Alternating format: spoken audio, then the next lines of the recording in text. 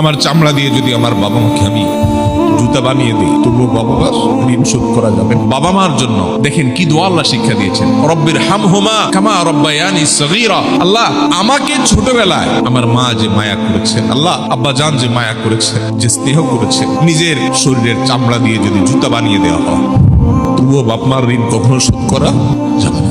আমার চামড়া দিয়ে যদি আমার বাবা মাকে আমি জুতা বানিয়ে দিই, তবুও বাবা মার ঋণ শোধ করা যাবে না। মসজিদে হারামে এক ব্যক্তি তার মাকে কাঁধে নিয়ে হজের মতো কঠিন কষ্টসাধ্য কাজ, একাই চলা যায় না হজে, কোথায় আরাফাত, কোথায় মিনা, কোথায় মুজদালিফা, কোথায় মক্কা, তওয়াফ, সাই, জমারাতে পাথর মারা, একই দিনে এত কাজ, মাইলকে মাইল হাঁটা, লক্ষ লক্ষ মানুষের ভিড় ঠেলে কঠিন কাজ। এর মধ্যে এক ব্যক্তি নিজের মাকে পিঠের উপরে কাঁধের উপর তুলে তিনি তওয়াফ করছেন। এক সাহাবীকে দেখে বলছেন, আমি আমার মায়ের হক নিশ্চয় আদায় করেছি। মানে তার মধ্যে আত্মতৃপ্তি আসছে যে এত কষ্ট যে মার জন্য করছি, মা আমাকে দুধ পান করিয়েছেন, গর্ভে ধারণ